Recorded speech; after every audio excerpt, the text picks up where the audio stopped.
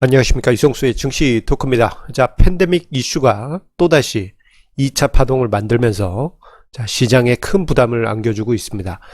자, 조용해질 것 같던 이 팬데믹 이슈, 미국을 중심으로 해서 또다시 2차 파동이 커지다 보니 시장이 크게 흔들리는 그러한 모습들이 전 세계 증시에서 나타나고 있는데요. 자, 그런데 이 2차 파동에 대해서는 일단 시장 관점에서 봤을 때 저는 그렇게 크게 심각하게 보지는 않습니다. 다만 개별 종목 입장에서 봤을 때 부채 비율이 높고 재무 안정도가 취약한 그러한 종목 같은 경우에는 정말 허무하게 자고 일어났는데 회사가 부도나서 상장 폐지되는 일들이 앞으로 발생될 가능성이 매우 높습니다. 자, 우리가 투자할 때 이 점을 이제부터는 유의하면서 투자할 필요가 있는 것입니다. 자, 생각해보면 지난 3월 코로나 쇼크 이후 경제와 증시가 일순간에 무너졌지만 유동성의 힘에 의해서 3개월 동안 강하게 회복을 했습니다.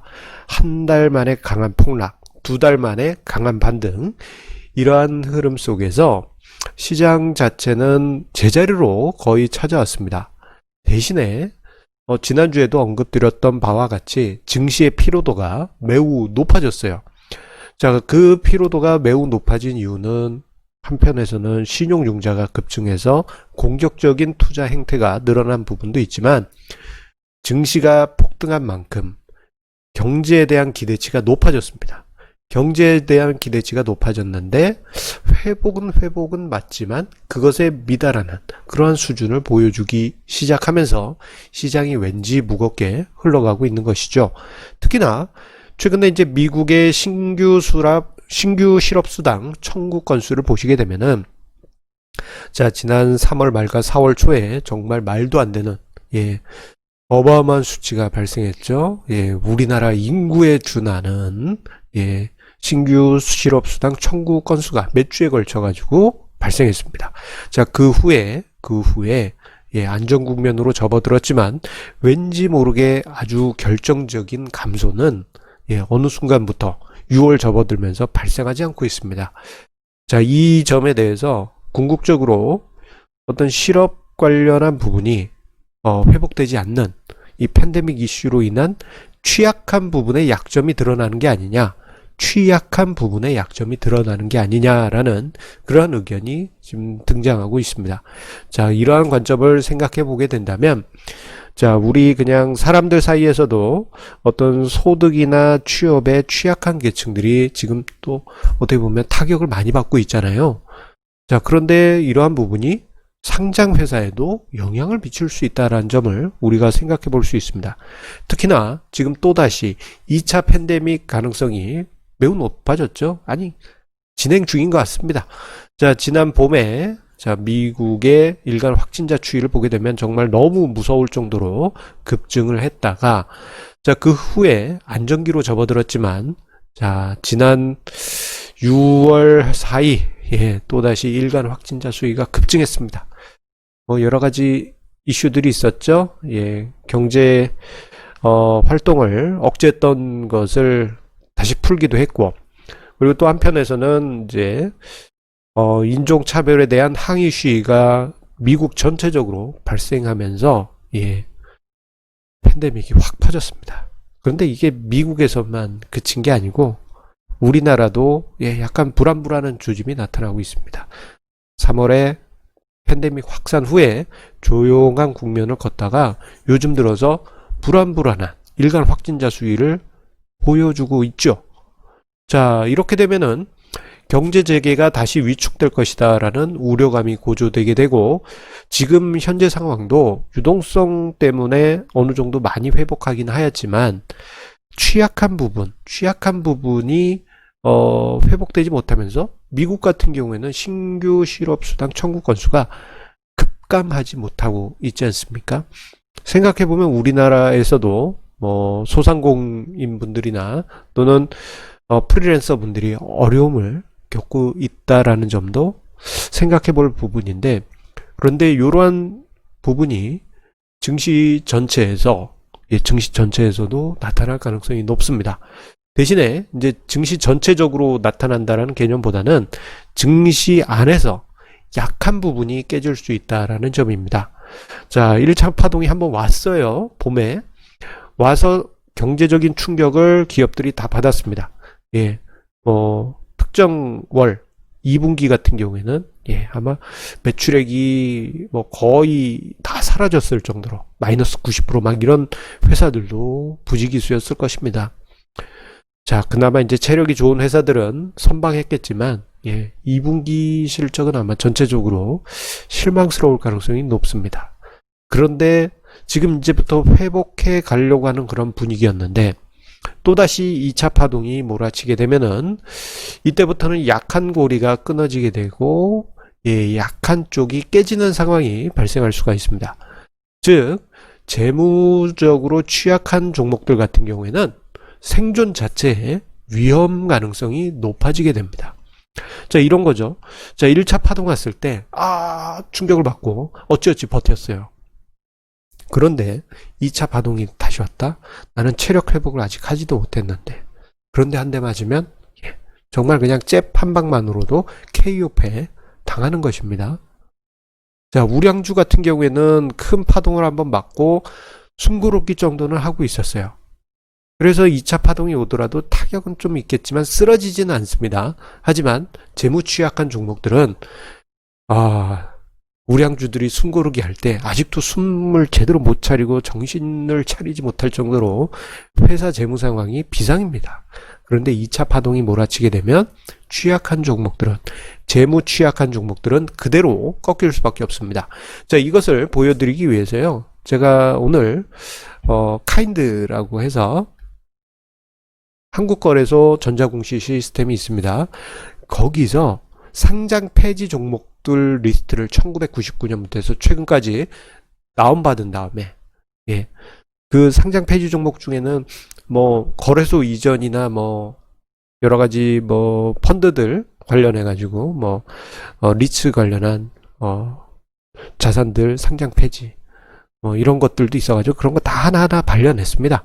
발려내고 나오면은 불미스럽게 상장 폐지된 종목 리스트를 뽑게 돼요. 그것을 연도별로 뽑아봤습니다. 불미스러운 상장 폐지, 상폐. 자, 보시게 되면 2000년에 엄청나게 늘었었죠. 그 후에 쭉 감소하다가 2007년, 2008년 매우 낮은 수준이었습니다. 그런데요, 우리가 여기서 떠올려 볼게 2008년 금융위기를 겪었어요. 그러면 2008년에 빵 터져야 되지 않을까 싶었는데 그 충격파가 2009년과 2010년 2개년도에 걸쳐서 나타나게 됩니다. 즉 경제 충격파가 빵 온 다음에 어찌 버틴 기업들도 시간이 지나면은 더 이상 견디지 못하고 픽픽 쓰러질 가능성이 높다라는 이야기입니다. 지금 팬데믹 이슈 같은 경우 봄에 한번 몰아치고 이번에 또다시 2차파가 몰아치고 있죠.